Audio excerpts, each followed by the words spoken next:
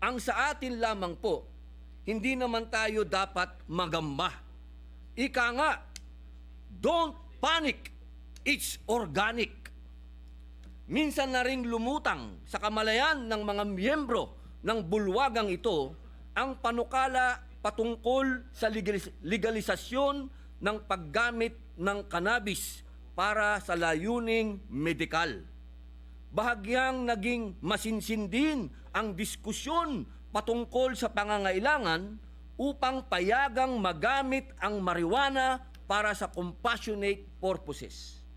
Isa sa mga punto noon ay hindi na daw nangangailangan ng bagong batas sapagkat nailatag na ito sa Comprehensive Dangerous Drugs Act of 2002 o ang RA 9165. Sa ilalim po kasi ng batas, hindi pinipigilan ang may mga lehitimong medikal na pangangailangan sa tamang paggamit ng mga medikasyon kabilang na ang pinagbabawal na gamot. Isa na po rito ang cannabis-based medication para sa epilepsy. Itinuturing din po ang Department of Health Administrative Order Number 4 Series of 1992 bilang basihan ng bisa ng pagkilala sa pangangailangan sa mga produktong gamot na hindi nakarehistro o nasa proseso pa lamang ng pagparehistro upang gamutin ang mga pasyenteng may terminal o malubhang karamdaman. Ang kanilang argumento, bakit pa kailangan ng batas para sa mga compassionate use ng medical cannabis kung may tinging regulasyon para ma-access ito?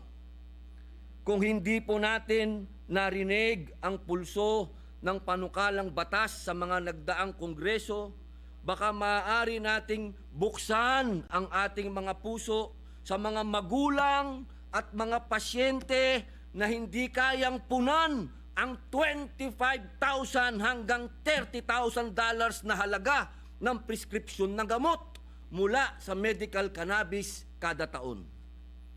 Matagal na po nilang inaasam na magkaroon ng access sa mas abot kayang medical cannabis.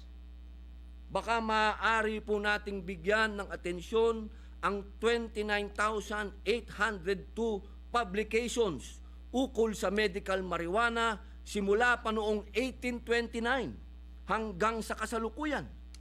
Sa pagtataya ng mga pag-aaral sa US mula 2016 hanggang 2019, ang cannabis ay nakitaan ng moderate to high quality of evidence of efficacy, effectiveness, and safety sa mga medikal na kondisyon kung saan pinapayagan ang paggamit nito.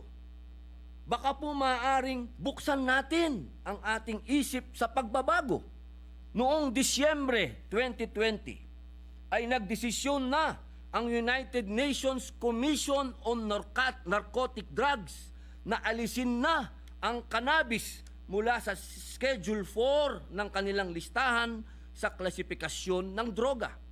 Nangangahulugan po ito na inaalis na ang cannabis sa listahan ng mga itinuturing na mapanganib at lubhang nakaka-addict na gamot tulad ng heroin at fentanyl. Bagamat itinuturing pa rin na isang controlled substance. Inaasahang maitutulak nito ang patuloy na pag-aaral patungkol sa medical at therapeutic na benepisyo ng marijuana. Pakinggan rin po natin ang datos. Ang halamang ito ay nililinang na sa Asya sa loob ng 6,000 taon at ginagamit bilang medisina sa mahigit na 3,000 taon. Legal rin ang access nito sa ating bansa noon. Sa isang liham nga ni Gat Jose Rizal sa kanyang kaibigang Aleman noong 1890, sinabi niya, I myself, though in 1879 used hashish, did it for experimental purposes and I obtained the substance from the drugstore. Ginoong Tagapangulo, sa kasalukuyan, legal na ang medikal na paggamit ng ilang uri ng cannabis sa 70 bansa sa buong mundo. Tinatayang 4.4 milyong aktibong pasyente ang nag-access ng mga legal na produkto ng cannabis. Hindi po kabilang ang mga Pilipino dito. Bibigyang diin lamang po natin na ang ating isinusulong ay medical cannabis lamang. Ito po ang produktong cannabis na nasa anyong capsule at oil at mayroong pharmaceutical formulation kasama ang detalyado at tamang impormasyon tungkol sa konsentrasyon ng tetrahydrocannabinol o THC at cannabidiol o CBD. Hindi po ito yung alam nating 2 joints o jutes o hashish, Mary Jane o bang at iba pang katawagan sa marijuana na para sa recreation o good time lamang. Kaya naman po, pinupursigin natin ang pagpapasa ng batas na partikular sa legal na access ng medical cannabis dahil ito po ang direksyon na nararapat nating tahakin kung sisilipin natin ang mga benepisyong hatid nito gamit ang lente ng kalusugan at ekonomiya. Ang Asya pa naman ang may pinakamalaking merkado para dito dahil sa 4.5 bilyong mamamayan sa rehiyon. Angat rin tayo sa lahat base sa mga pag-aaral dahil kung ikukumpara sa mga halamang cannabis na lumalago sa ibang bansa, may mataas na cannabidiol content ang cannabis sa Pilipinas sa pangunahing sangkap sa karamihan ng mga produktong pang-medikal. Ang akin pong punto, bukod sa lumalawak na gamit ng medical cannabis, malaki rin po ang ambag nito sa ekonomiya. Patunay po ang tinatabong kita mula sa buwis at laki ng merkado ng mga bansang nagbukas ng industriya para sa mas malayang access ng medical cannabis. Ginoong Pangulo, 2021, ang pandaigdigang bentahan ng medical cannabis ay tinatayang nasa $37.4 billion. Sa Asya po, kung saan naitala sa kasaysayan ang pinakamahigpit na patakaran sa paggamit ng cannabis, ay nagsimula ng magbukas ang mga pinto para sa cannabis industry. $158.9 milyong o tumataginting na 8.7 billion pesos po. Ito po ang halaga ng ginastos ng mga consumers ng medical cannabis sa Israel noong 2020 lamang. Sa Thailand, ang ating kapitbahay, kalapit bansa, 4 na taon na po simula na maging legal ang paggamit ng medical marijuana. Sa botong 166-0 na ipasa ng kanilang National Legislative Assembly ang medical marijuana legalization. Ang merkado para sa medical cannabis ng Thailand ay tinatayang aabot sa $79 milyong nitong 2021 lamang. Mataas rin ang pangangailangan ng produktong CBD sa Estados Unidos.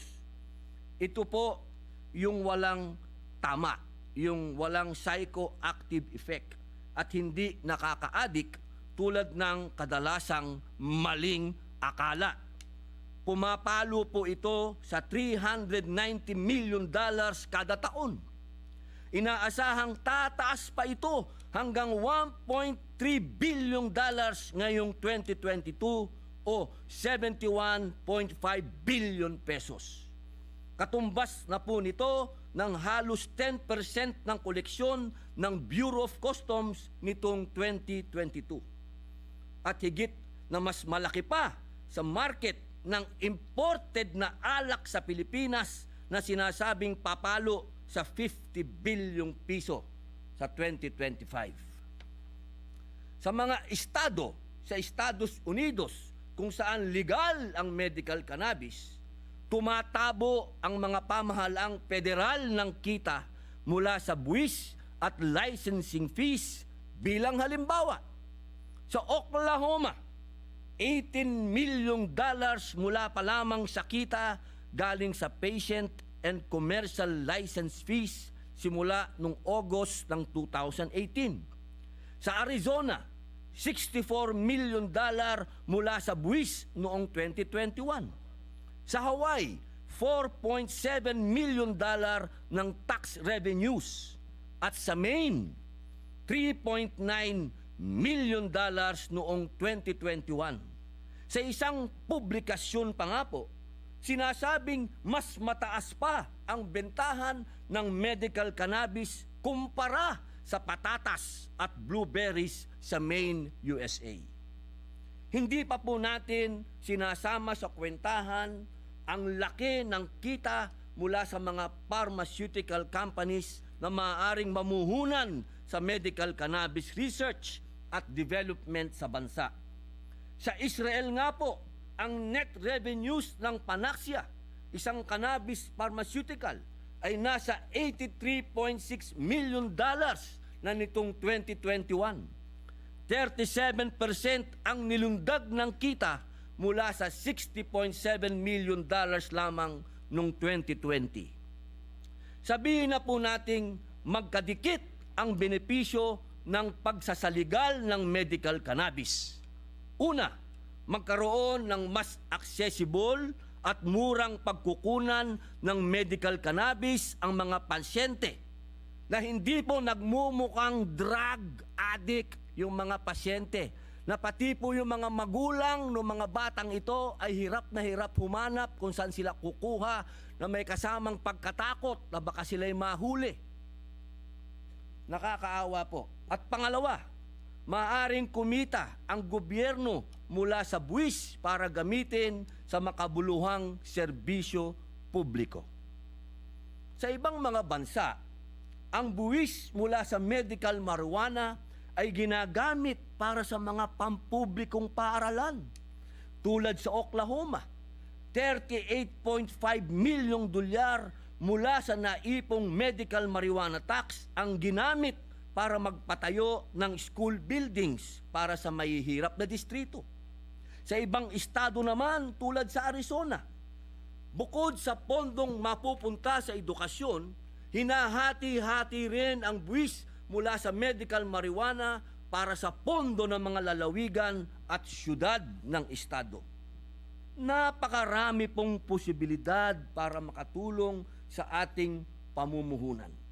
Lalong-lalo na para sa ating bansa na nangangailangan ng pagkukunan ng pondo. Masakit po ang realidad na panay ang hugot natin sa kaban ng bayan.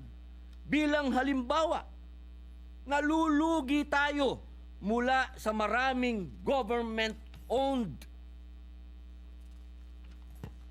corporations, GOCC, na taon-taon ay umaasa sa suporta ng gobyerno sa pamamagitan ng subsidiya, equity at net lending na halos wala namang naibabalik na dibidendo para makadagdag sa pondo ng bayan. Sa susunod na taon po, maglalabas na naman tayo ng 195.8 billion pesos para sa mga korporasyon na ito na wala namang pangako na balik kita para sa ating mga kababayan.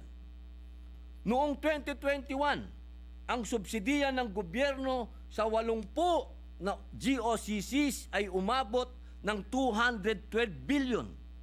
Gayunman, ang natanggap lamang natin na balik sa pamamagitan ng dibidendo ay 38 billion lamang. 18% lamang ng inilabas na subsidiya o pondo ng national government. Halos 33 billion rin ang lugi o net losses ng mga GOCCs. Ang ilan sa mga highly subsidized na GOCCs, nakakaunti o minsan ay wala pang ang ambag na dividendo, ay ang National Food Authority, Philippine Coconut Authority, National Electrification Authority, NAPOCOR, Philippine Sector Assets and Liabilities Management Corporation, Philippine Tax Academy, Southern Philippine Development Authority, Tourism Promotions Board,